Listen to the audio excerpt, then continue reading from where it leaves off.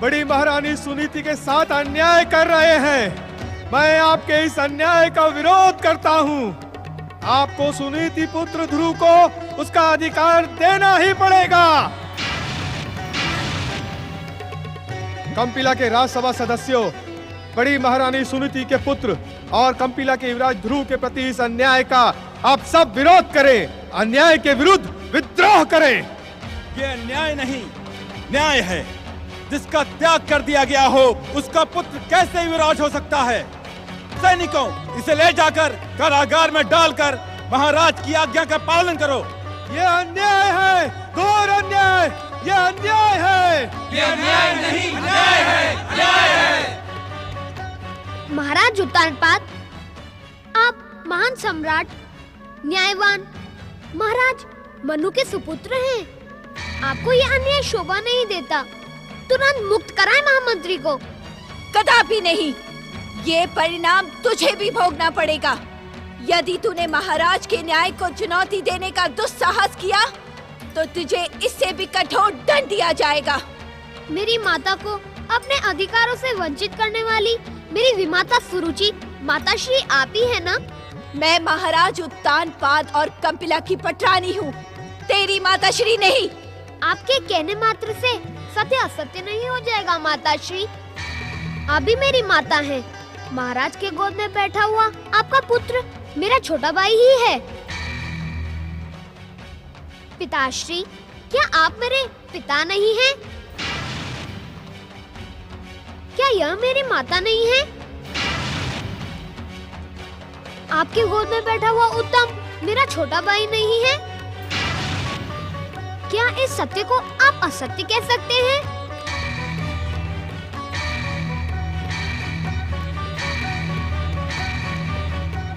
उत्तर दे महाराज, उत्तर दे। ये प्रश्न आपका पुत्र नहीं, अभी तो सारा संसार पूछ रहा है।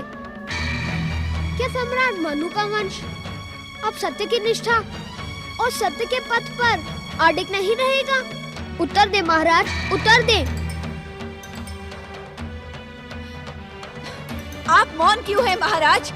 इस दुष्ट वाचाल बालक को राज्यसभा से निकालकर दंडित करें। मुझे भली भांति ज्ञात है पिताश्री कि कोई पिता अपने पुत्र के प्रति निष्ठुर नहीं होता। मेरी विमाता का क्रोध मुझे मेरे अधिकारों से वंचित नहीं कर सकता। जिस प्रकार आपने अनुज उत्तम को अपनी गोद में बिठाया है, उसी प्रकार मुझे भी अपनी गोद में बिठाकर मुझे अपना अधिकार प्रदान कीजिए। ध्रुव, तुरंत चला जाए यहाँ से, अन्यथा अपने प्राणों से हाथ धो बैठेगा। यदि तुझे महाराज की गोद में बैठने का अधिकार प्राप्त करना है, तो तुझे भी उत्तम के समान मेरी कोख से जन्म लेना होगा। मेरी माता भी आपसे पहले महाराज की प्रिय पटरानी थी। आपको पटरानी बनाने के लिए मेरी महान माता ने जो त्याग किया, आप उसको भूल गई? छोटा मुंह बड़ी बात ना कर मूढ़ बुद्धि। अभागे बालक, जा, लौट जा यहाँ से। यदि तू अभागा ना होता तो तेरी माता को इस राजमहल से बहिष्कृत न होना पड़ता और तेरा जन्म वन के किसी अज्ञात कोने में ना होता। मेरे जन्म की कथा दोहराकर आपको कुछ भी नहीं मिलेगा माताश्री। हर समय एक सा नहीं रहता। भगवान विष्णु की कृपा से अब वो समय आ गया है जब मुझे मेरा अधिकार प्राप्त होगा। ध्रुव, तुम्हें हमारी गोद में बैठने का अधिकार कदापि प्राप्त नहीं होगा। चले जाओ यहाँ से। आपसे मुझे ये आशा नहीं थी पिताश्री, परंतु ऐसा प्रतीत होता है कि भगवान विष्णु की कृपा अभी भी मुझसे दूर है। अभी मुझे और भी कठिन परीक्षाएं देने शेष हैं। तेरा और तेरी माता का सारा जीवन कठोर परीक्षा देते देते ही बीत जाएगा। धैर्य और परीक्षा का फल सदा सुंदर होता है।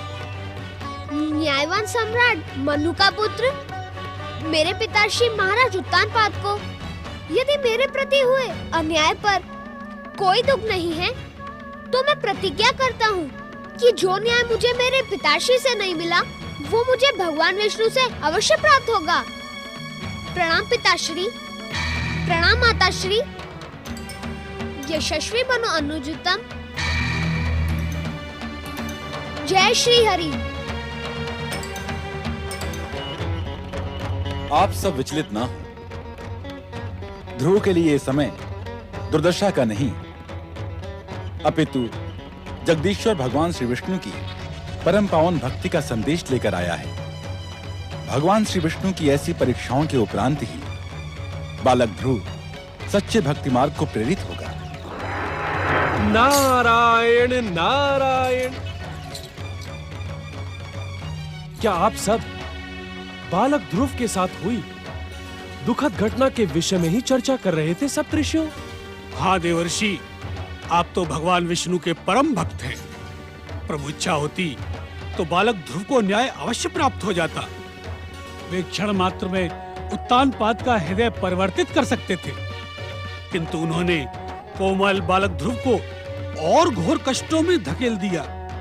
देवर्षि, क्या अब ध्रुव अपनी माता के पास लौटकर जाएगा? नारायण नारायण।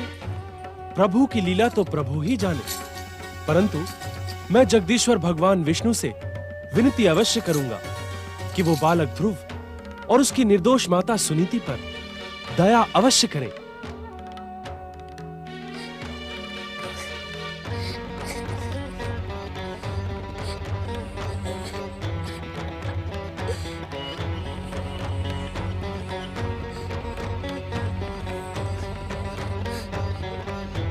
नहीं माता नहीं, अब मैं तुम्हें अपना अपमानित मुख नहीं दिखाऊंगा। तुम मेरे अपमान की करुण कथा सुनकर और भी दुखी हो जाओगी। नारायण नारायण। ध्रुव का निर्णय सुन लिया आप सब लोगों ने? देवर्षि, इस भयंकर अपमान से आहत होकर कहीं ध्रुव धैर्य धारण करें और देखें।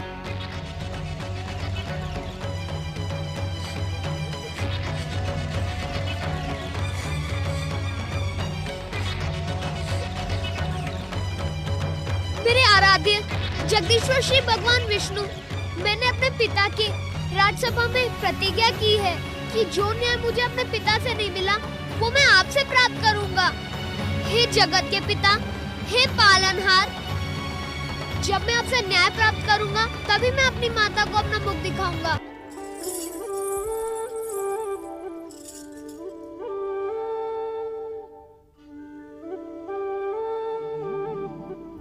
महादेवी, जिस दृश्य को देखकर तुम उदास हो, वही दृश्य योग निद्रा में हम भी देख रहे थे। त्रिलोकीनाथ, ये देखकर भी आपने अपने परम भक्त ध्रुव की कोई सहायता नहीं की। सहायता से ध्रुव की भक्ति की महिमा खंडित हो जाती महादेवी। ध्रुव का दृढ़ निश्चय उसके मन में उभर ही नहीं पाता और उसे जिस अंतिम लक्ष्य पर पहुंचना है वो उससे और अधिक दूर हो जाता।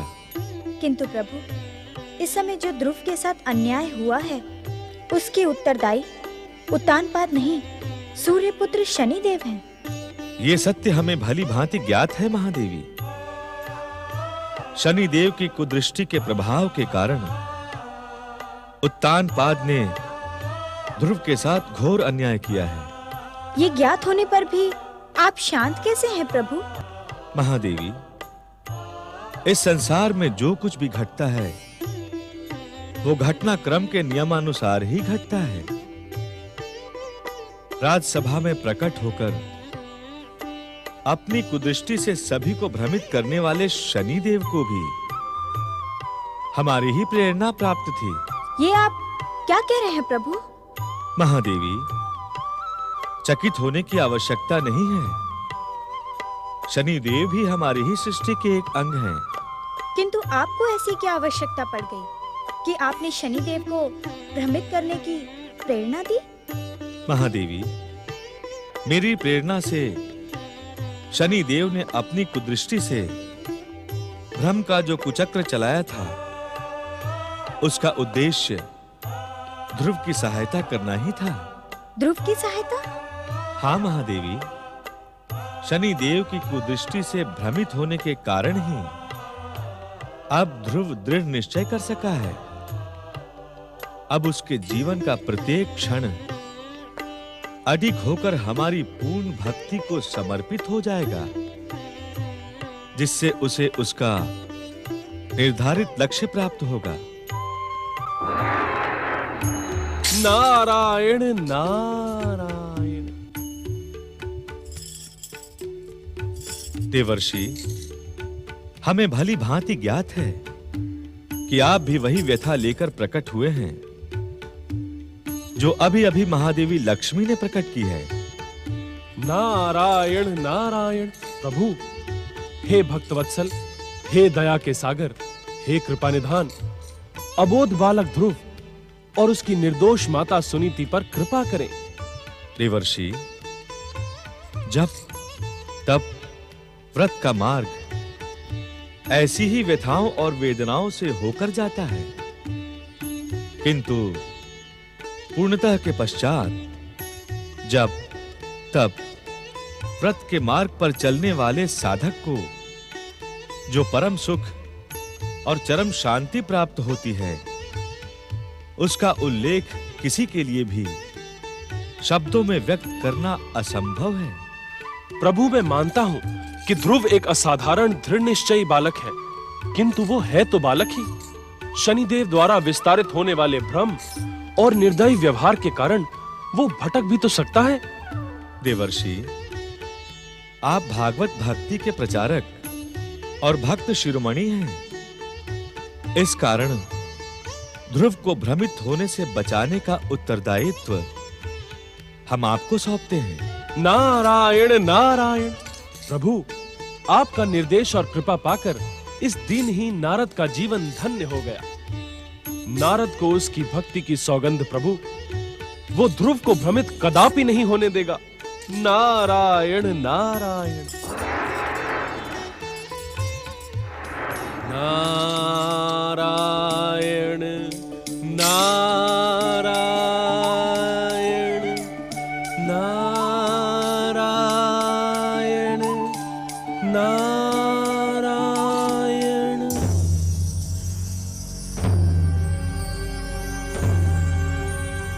नारायण नारायण। बालक ध्रुव, मैं तुम्हारी किस प्रकार सहायता करूं? इस संसार के प्रपंचों और सात्विकता की शत्रुता से तुम्हें भ्रमित होने से कैसे बचाऊं? नारायण नारायण। इस संसार में सत्य, अहिंसा और भक्ति के मार्ग पर चलने वाले को तुम्हारी ही भांति परीक्षाएं देनी पड़ती हैं। बिना सत्य का अनुभव किए यह संसार सत्य पर विश्वास ही नहीं करता ध्रुव, अपितु सत्यवृत्ति के मार्ग में कांटे बिछाता है। नारायण नारायण। किंतु मुझे जगदीश्वर भगवान विष्णु के आदेश का पालन करना ही होगा। तुम जैसे परम भागवत भक्त की सहायता करना नारद का सौभाग्य है। नारद, ध्रुव की सहायता करने से तुम्हारा सौभाग्य सिद्ध होगा अथवा दुर्भाग्य, इसका निर्णय तो समय करेगा नारद। किंतु अपने प्रभु के आदेश का पालन करने से पूर्व मेरा एक आदेश प्राप्त कर लो। नारद, ध्रुव को कष्टों से बचाने के लिए मैं तुम्हारे किसी भी प्रयास को सफल नहीं होने दूंगा। नारद, क्या देवर्षि नारद में इतनी विशिष्टता नहीं बची कि वो शनिदेव की बात का उत्तर दे? नारायण नारायण। आप जैसे अशिष्ट, अहंकारी और श्री विष्णुद्रोही से शिष्टता दिखाना संभव भी कैसे है शनिदेव? नारद, सत्य को सुनकर उत्तेजित न हो। आपने तो स्वयं ही कह दिया कि आप मेरे किसी भी प्रयास को सफल न होने देंगे। नारायण नारायण। तो उस स्थिति में मेरे कहने के लिए बचता ही क्या है? तो कहने के लिए आज कुछ बचा है और ना ही भविष्य में कुछ बचेगा। इस संसार की विध्वंसक, विनाशक, भयानक और मारक को दृष्टि के स्वामी शनिदेव किसी भी विष्णु भक्त को कुछ कहने के योग्य ही नहीं रहने देंगे। शनिदेव, जय और पराजय जीवन के दो महत्वपूर्ण किनारे हैं। जैसे मनुष्य में उत्साह और महत्वाकांक्षा बढ़ती है, किंतु पराजय से सत्य की शिक्षा और भविष्य में जय पाने की भावना विकसित होती है। नारद, तुम किसकी जय पराजय की बात कर रहे हो? नारायण नारायण। शनिदेव, यहाँ पर हमारे और आपके अतिरिक्त और कोई भी नहीं है। मैं आप ही की बात कर रहा हूँ। अर्थात? नारायण नारायण। शनिदेव, जिन विध्वंसक, विनाशक, भयानक और मारक शक्तियों का भय आप संसार को दिखाते हैं, उनका प्रदर्शन मैंने जगदीश्वर भगवान विष्णु के अमोघ के सम्मुख देख लिया। उस पराजय से शिक्षा ले और भविष्य में सत्य के पथ पर चलकर बिना किसी को पीड़ित किए विजय की भावना विकसित करें। आपका कल्याण होगा। नारद, मुझे चुनौती देने का दुस्साहस ना करो नारद, ना। नारायण नारायण। शनिदेव, ये दीनहीन नारद हाथों में वीणा और खड़ताल बजाने वाला भला किसी को क्या चुनौती दे सकता है? अब आप मेरे सद परामर्श को यदि चुनौती मान ले तो मैं आपकी क्या सहायता कर सकता हूं? नारद, भाग्य विधाता शनिदेव को अपने किसी भी अभियान में किसी की सहायता की आवश्यकता नहीं है। तुम इसी प्रकार दीनहीन बने रहो नारद, दीनहीन।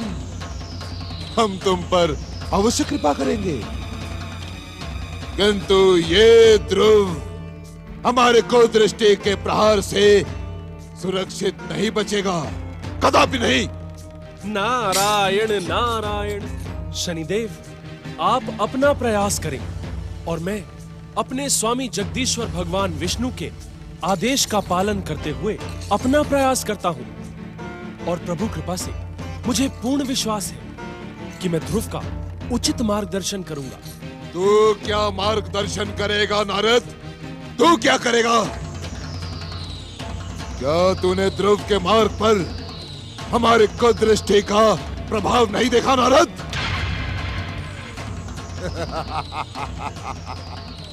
मैंने ध्रुव के पिता उत्तानपाद और उसकी राज्य सभा में उपस्थित सभी कंपिला के वासियों को अपनी कुदृष्टि के प्रयोग से भ्रमित कर दिया नारद। मेरी कुदृष्टि के ही कारण ध्रुव को कंपिला में अपमान और तिरस्कार के अतिरिक्त और कुछ नहीं मिला। देखें नारद जी, देखें वहां किस प्रकार ध्रुव वनों में ठोकरे खाते हुए अज्ञात दिशा की ओर बढ़ रहा है। देखें नारद जी।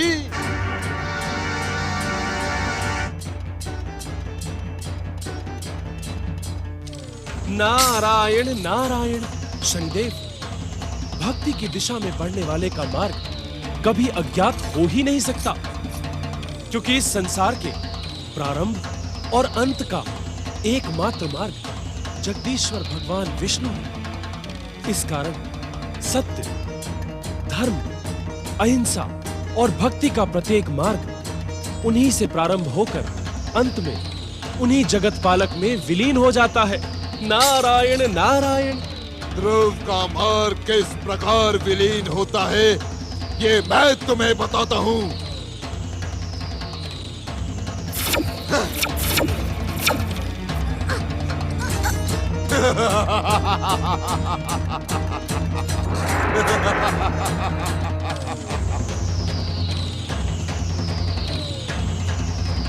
नारद, तुम मेरा पान करने का अवसर कभी नहीं छोड़ते।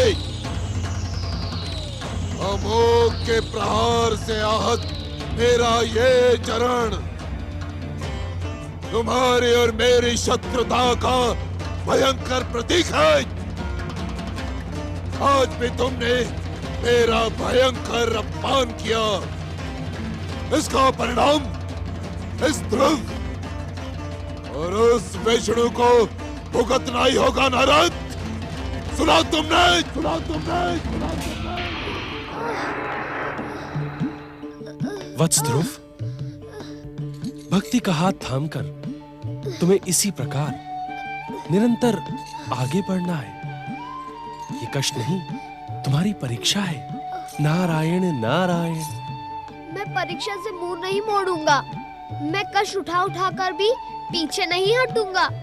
मैं आगे ही बढ़ता रहूंगा। याद है क्यों? क्यों वत्स? क्योंकि जन्म लेने के साथ ही मुझे विष्णु भक्ति के संस्कार प्राप्त हुए हैं। मेरी माता ने विष्णु भक्ति का जो बीज मेरे मन में बोया है, वो मुझे दुखी और निराश नहीं होने देता। तुम धन्य हो वत्स, तुम्हारी माता धन्य है और धन्य है तुम दोनों की अनुपम भक्ति। आप कौन है तात? मेरा नाम और मेरी माता का परिचय भी है आपको? वत्स, मैं तुम्हारे ही समान जगदीश्वर भगवान विष्णु का एक भक्त हूँ। और ये समझ लो, उन्होंने ही मुझे तुम्हारे पास तुम्हारी सहायता के लिए भेजा है। इस प्रकार आश्चर्य से क्या देख रहे हो ध्रुव? क्या तुम्हें मेरी बात पर विश्वास नहीं? जिसने ठोकर खाने के पश्चात मुझे सहारा दिया हो, भला उस पर मैं विश्वास क्यों नहीं करूंगा? तो तुम्हें आश्चर्य किस बात का है? अपनी बात निसंकोच कहो वत्स। मेरे आराध्य भगवान विष्णु ने आपको मेरी सहायता के लिए भेज दिया। क्या वे स्वयं नहीं आ सकते थे? मैं तो उन्हें एक पल के लिए भी नहीं भूलता। मेरी माता निरंतर उन्हीं का नाम जपती रहती है। वे तो भक्त वत्सल है तात। फिर उन्होंने मुझे स्वयं दर्शन देना उचित क्यों नहीं समझा?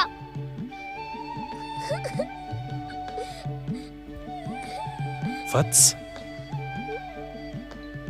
प्रभु की लीला को तो प्रभु ही जाने। हमें तो इतना ज्ञात है कि उनके दर्शनों के योग्य अभी तुम्हारे पुण्यों का उदय नहीं हुआ। वे तो इस संपूर्ण संसार के पालनहार हैं, जगदीश्वर जगत पिता हैं। इस सारे संसार का उत्तरदायित्व उन्हीं त्रिलोकीनाथ पर तो है। आप सत्य कह रहे हैं तात। संभवतः मेरे पुकार के स्वर उन तक पहुंचे ही नहीं हैं। वत्स, यदि तुम्हारी पुकार के स्वर जगदीश्वर तक न पहुंचे होते, तो उन्होंने मुझे तुम्हारी सहायता के लिए यहाँ क्यों भेजा होता? मैं अज्ञानी बालक हूँ तात। भगवान की लीला के हद से मैं अज्ञान हूँ। उनकी लीला को ज्ञात करना किसी के लिए भी असंभव है, किंतु हाँ, इस लीला से एक संकेत अवश्य मिलता है। कैसा संकेत तात? प्रिय ध्रुव, तुम अपनी भक्ति में पूर्ण समर्पित हो जाओ। वे भक्त वत्सल हैं। वे अपने भक्तों की पुकार को कभी अनसुना नहीं करते। वे आएंगे, अवश्य आएंगे। वही तो मैं कर रहा हूँ। वत्स ध्रुव, अब कब तक इस प्रकार मुझे ठोकरें खाने से बचाने का प्रयास करेंगे?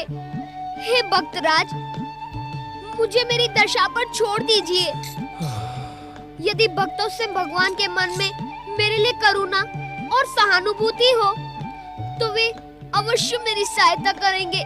प्रिय ध्रुव, मैं तुमसे कुछ और भी कहने का इच्छुक हूँ। मुझे तुमसे कुछ पूछना भी है वत्स। आज्ञा करे भक्तराज। वत्स, तुम जिस मार्ग पर आगे बढ़ रहे हो, वहां श्रद्धा, भक्ति और आस्था का आश्रय लेना अत्यंत आवश्यक है। इस कारण तुम्हें इनका महत्व समझना होगा। भगवान विष्णु के परम भक्त मैं एक अबोध बालक हूँ।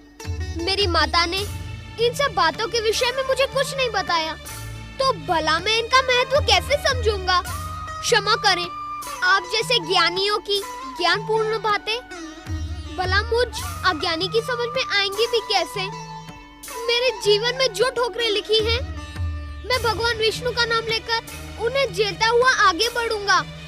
धन्य है तुम्हारी अटल भक्ति और भगवान विष्णु के प्रति निष्ठा। धन्य है। किंतु हे ध्रुव, तुम्हारा साथ छोड़ने से पहले मैं तुम्हें श्रद्धा, भक्ति, आस्था और जप, तप, व्रत का महत्व अवश्य समझाऊंगा, क्योंकि उनके महत्व को समझे बिना तुम इसी प्रकार बिना लक्ष्य के भटकते रहोगे और यूं ही कष्ट सहते रहोगे। वत्स ध्रुव, यदि मैं तुम्हारा मार्गदर्शन न कर सका और तुम इसी प्रकार भटकते रहे तो मेरा यहाँ आना व्यर्थ हो जाएगा। तात, क्या मैं आपसे एक प्रश्न पूछने की धृष्टता कर सकता हूँ? अवश्य, अवश्य वत्स। प्रभु के दर्शन और कृपा पाने के लिए आपने भी इसी प्रकार ठोकरें खाई थी? क्या आपने भी मेरे समान कष्ट उठाए थे? क्या आपकी माता मेरी माता के समान दुखों के पहाड़ ढो ढो कर थक चुकी थी? ऐसा प्रतीत होता है कि आपके साथ ऐसा कुछ भी नहीं हुआ। आपको भगवान विष्णु की कृपा बिना कष्ट के ही मिल गई। यदि मैंने तुम्हारे प्रश्न का उत्तर न दिया तो तुम्हारा बाल मन दुखी होगा। सुनो वत्स, प्रभु की कृपा पाने के लिए मैंने अपार कष्ट सहे। 3 बार मुझे जन्म धारण करने पड़े और हर जन्म में मैं प्रभु के दर्शन के लिए भटकता रहा, और एक बार उनके दर्शन से मन तृप्त न हो जाए, इस कारण मैं एक ऐसी कथा का सूत्रधार बना जिसमें स्वयं मेरे भाई ने मुझे भटकते रहने का शाप दिया। आप कौन है तात? एक नारायण भक्त। क्या ये मेरा परिचय पर्याप्त नहीं है? अपने भाई के श्राप के कारण मैं सदा सर्वदा भटकता रहता हूँ। प्रभु के दर्शन करने के पश्चात पुनः दर्शन की इच्छा मन में लिए मेरा भटकाव समाप्त नहीं होता। हर दर्शन के पश्चात फिर दर्शन की अभिलाषा मन में जागृत हो जाती है। धन्य है, धन्य है। आपके दर्शन पाकर मेरा जीवन धन्य हो गया। वत्स ध्रुव, तुम्हारे कष्टों पर मुझे ही नहीं, माता लक्ष्मी और जगदीश्वर भगवान विष्णु को भी सहानुभूति है, किंतु इन कष्टों पर दुख प्रकट न करो। अर्थात अपने मन को प्रसन्न रखो वत्स। श्रद्धा, भक्ति, आस्था को साथ लेकर चलोगे तो तुम्हारे ये कष्ट नहीं रह जाएंगे। कठिन से कठिन मार्ग तुम सरलता से पार कर जाओगे। कष्टों की भीषण धधकती हुई ज्वालाएं तुम्हें चंदन के समान शीतल लगेंगी। प्रभु के दर्शन तुम्हारे लिए सहज हो जाएंगे। तुम्हारी हर परीक्षा समाप्त हो जाएगी।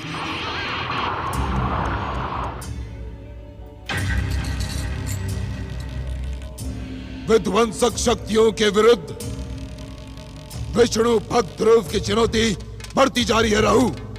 विष्णु भक्तों की नहीं शनिदेव, विष्णु की चुनौती।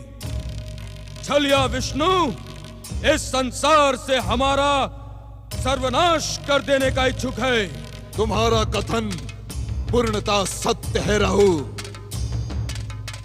विष्णु ने मुझे आहत करके इस संसार के सर्वनाश की भूमिका रच दी है। यदि उस दिन तुमने और दैत्य गुरु शुक्राचार्य ने मुझे मना न किया होता तो विध्वंसक शक्तियों की तांडव लीला से जगत पालक विष्णु के इस जगत में महाप्रलय हो जाती। महाप्रलय राहु। भाग्य विधाता शनिदेव, जगत पालक विष्णु के जगत में विनाशक शक्तियों की महाप्रलय अनिवार्य है। हम विष्णु के दुस्साहस को कदापि क्षमा नहीं करेंगे। दैत्य सेनापति राहु, इस समय विनाशक शक्तियों के प्रतिशोध का प्रमुख केंद्र ये हठी बालक ध्रुव है। ये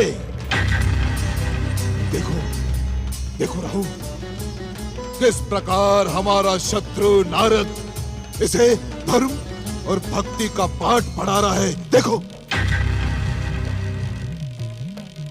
आश्चर्य है भाग्य विधाता शनिदेव कि आपके भयंकर प्रहारों की बार बार ठोकरें खाकर भी ये दुष्ट हठी बालक ध्रुव विष्णु की भक्ति में भ्रमित है। मैं इस समय इस दुष्ट हठी बालक को भयानक दंड देने की योजना पर ही विचार कर रहा हूँ राहु। आपने सत्य कहा भाग्य विधाता। इस दुष्ट विष्णु भक्त को हम दंडित ही कर सकते हैं, क्योंकि किसी विष्णु भक्त के प्राण हरण तो कर ही नहीं सकते, कारण कि विष्णु का चक्र सुदर्शन सदा उनके भक्तों की रक्षा करता है। राहु, विष्णु के संसार में विध्वंसक शक्तियों के महाप्रलय को प्रस्तुत करने के लिए हमें सर्वप्रथम विष्णु के चक्र सुदर्शन और अमोघ को ध्वस्त करने के लिए विस्फोटक एकत्र करना होगा। राहु, असमय अट्टहास का कारण क्या है? शनिदेव, क्या आपकी को दृष्टि मधुवन में बैठे उस मधु राक्षस पर नहीं गई, जो मधुवन के मीठे वातावरण में रहकर अपनी भयानकता और राक्षसत्व भूल गया है? मधुवन का मधु राक्षस? हाँ भाग्य विधाता, मधुवन का मधु राक्षस। मधुवन में उसका एक क्षत्र साम्राज्य है। कोई भी देवता, दानव, नाग, किन्नर उसके वन में प्रवेश करने का दुस्साहस नहीं कर सकता। विष्णु के चक्र सुदर्शन और अमोघ को ध्वस्त कर देने की शक्ति रखने वाला मधु विध्वंसक शक्तियों का अमोघ प्रमाणित हो सकता है, परंतु क्या राहु? मधु को ज्ञात ही नहीं कि उसमें कैसी विनाशक, भयानक, विध्वंसक और विस्फोटक शक्ति छुपी हुई है।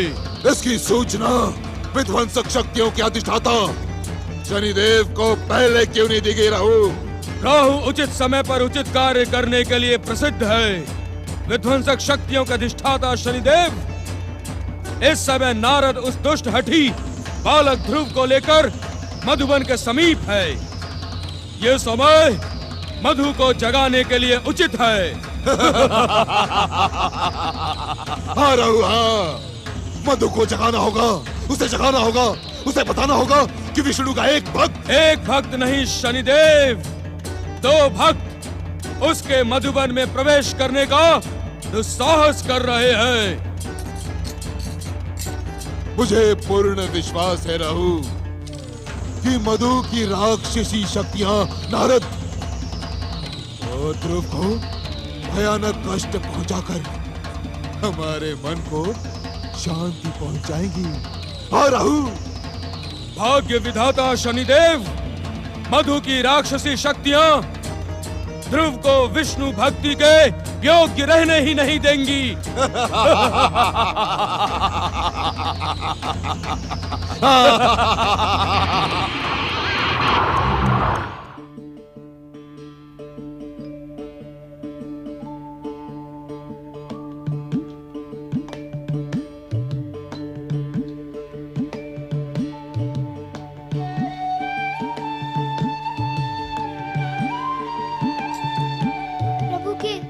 नारद जी, आपका साथ पाकर मेरा उद्विग्न मन शांत हो गया। अब मैं इस स्थान पर बैठकर भगवान विष्णु की आराधना करूंगा। जगदीश्वर की कृपा से तुम्हें तपस्या के लिए उपयुक्त स्थान तप भावना के साथ ही प्राप्त हो गया है। वत्स, भक्ति का जो ज्ञान तुम्हें हमसे प्राप्त हुआ है, तुम सदा उसका अनुसरण करना। अपना मन किसी प्रकार के मोह, माया, मद और लोभ में भटकने न देना। तुम मेरे दीक्षा प्राप्त शिष्य तो नहीं हो, किंतु जिस प्रकार एक शिष्य अपने गुरु की आज्ञा का पालन करता है, उसी प्रकार तुम भी मेरे परामर्श और मार्गदर्शन पर सदा आगे बढ़ते रहना। आपको गुरु कहने की इच्छा तो मेरे मन में तभी जागृत हो गई थी जब मैंने आपके प्रथम दर्शन किए थे। गुरुवर, एक जिज्ञासा आपके सम्मुख प्रस्तुत कर सकता हूँ? अवश्य वत्स, अवश्य। गुरुवर, क्या आपके बताए हुए परामर्श और मार्गदर्शन पे चलने से मुझे प्रभु दर्शन का पुण्य लाभ मिल जाएगा? वत्स, तुम्हारा मन भ्रमित हो रहा है। मैं कुछ समझा नहीं गुरुवर। वत्स, अपना मन प्रभु दर्शन के मोह से भ्रमित न करो। अर्थात अर्थात अपना मन प्रभु मोह में लगाओ। इन दोनों में अंतर क्या है गुरुवर? अंतर है वत्स, प्रभु के दर्शन कर उनसे अपनी इच्छा पूर्ण कराना कामना है, जबकि निष्काम भाव से प्रभु की आराधना करना प्रभु के चरणों में स्वयं का समर्पण है। समझ गया गुरुवर। अब तक मेरी आराधना स्वार्थनीय थी, किंतु अब मैं निस्वार्थ होकर अपना सर्वस्व प्रभु चरणों में समर्पित करूंगा।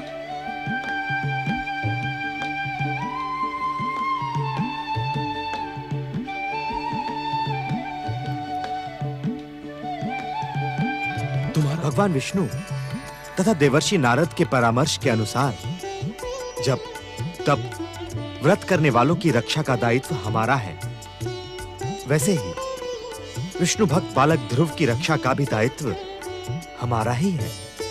देवगुरु, इस मधुवन में मधु राक्षस का निवास है।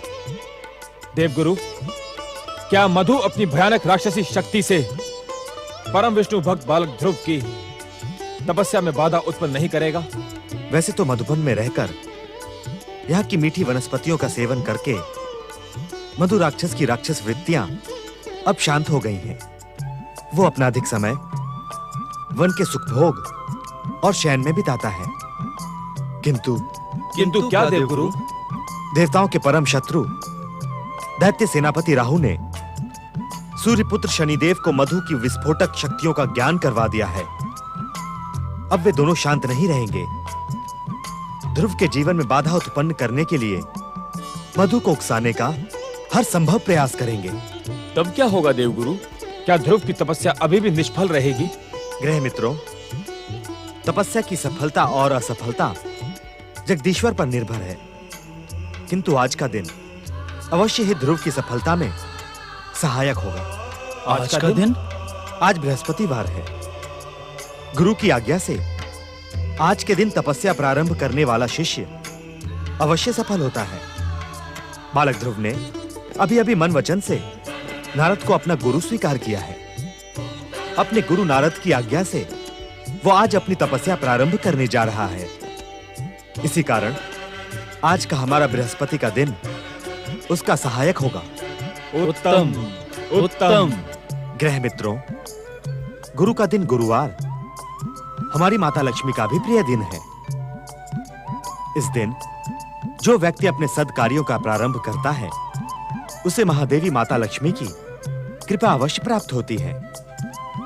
इस कारण ऐसा प्रतीत होता है कि बालक ध्रुव की सफलता का क्षण अब अधिक दूर नहीं है, किंतु उसकी सफलता तक हम सात्विक ग्रहों को सजग